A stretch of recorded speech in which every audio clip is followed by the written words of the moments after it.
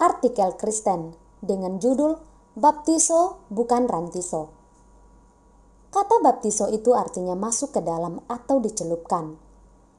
Bukan cuma di semua kamus berkata demikian. Saya pribadi ketika bertemu dengan orang Yunani di Yerusalem bertanya langsung dan mereka berkata bahwa itu masuk ke dalam air. Tidak ada arti lain.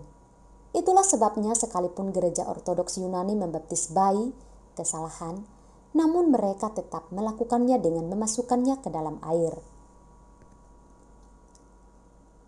Kata baptiso itu artinya masuk ke dalam air.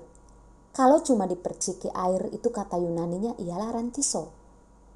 Tidak benar bahwa kata baptiso bisa berarti selam sekaligus percik.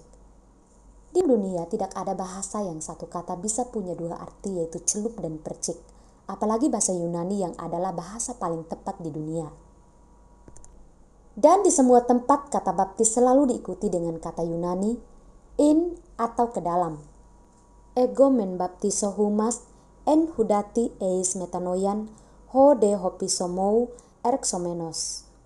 Lalu bagaimana membaptis ke dalam Roh Kudus? Ya artinya masuk ke dalam Roh Kudus.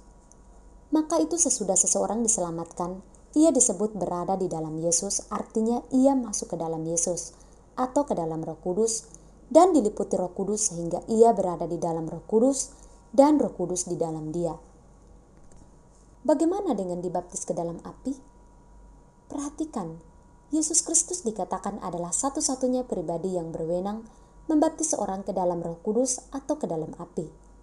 Orang yang tidak dibaptis ke dalam Roh Kudus pasti akan dibaptis ke dalam api. Kalau dimasukkan ke dalam api itu kapan dan di mana? Ya di neraka. Bagaimanakah agar seseorang dibaptis ke dalam Roh Kudus supaya tidak dibaptis ke dalam api? Hanya ada satu jalan yaitu bertobat dan percaya bahwa Yesus Kristus telah menggantikannya dihukumkan di kayu salib. Yesus telah mati baginya dan dia bersedia hidup bagi Yesus. Pada saat dia percaya atau mengaminkan Yesus dihukumkan menggantikannya, maka ia akan dimeteraikan oleh Roh Kudus menjadi milik Yesus. Efesus pasal 1 ayat 13. Pembaptisan ke dalam Roh Kudus oleh Yesus hanya terjadi 4 kali sebagai tanda tahapan pemberitaan Injil. Yang pertama di Yerusalem, kedua di Samaria, ketiga Kaisaria, ibu kota Yudea, yang keempat di Efesus, luar Yahudi atau ujung bumi. Tahapan pembaptisan Roh Kudus ini sesuai dengan tahapan pemberitaan Injil yang Tuhan katakan di dalam Kisah Para Rasul pasal 1 ayat 8. Jadi saksi mulai dari Yerusalem, Yudea, Samaria, dan ujung bumi. Perhatikan, pembaptisan Roh Kudus di Yerusalem hanya terjadi 1 kali. Besok dan seterusnya tidak perlu diulang lagi. Setiap kali ada orang di Yerusalem bertobat dan percaya Yesus, ia langsung dimeteraikan oleh Roh Kudus.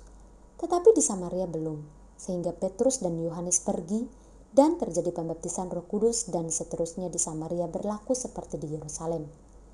Di Kaisaria adalah peresmian tahapan pemberitaan Injil untuk provinsi Yudea. Dan di Efesus, Kisah Para Rasul 19 ayat 1-12 adalah peresmian pemberitaan Injil ke ujung bumi. 2 kali tanpa penumpangan tangan dan 2 kali dengan penumpangan tangan.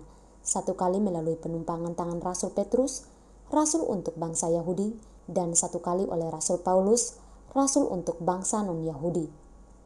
Sesudah 4 kali pembaptisan ke dalam Roh Kudus, maka selanjutnya setiap orang di mana saja yang menerima Yesus Kristus, ia dimeteraikan oleh Roh Kudus. Semoga mengerti, dan kalau belum mengerti, boleh bertanya. Jakarta, 5 Mei 2018, Dr. Suhento Liao. Jika Anda ingin membaca artikel tentang kekristenan, silakan kunjungi website kami www.grafeministry.org, drsuhentolioblog.grafeministry.org, YouTube channel GBA Grafe dan GBA Indonesia. Demikian pembacaan artikel kita pada hari ini. Saya Yeni Bobo, pamit undur diri. Maranatha.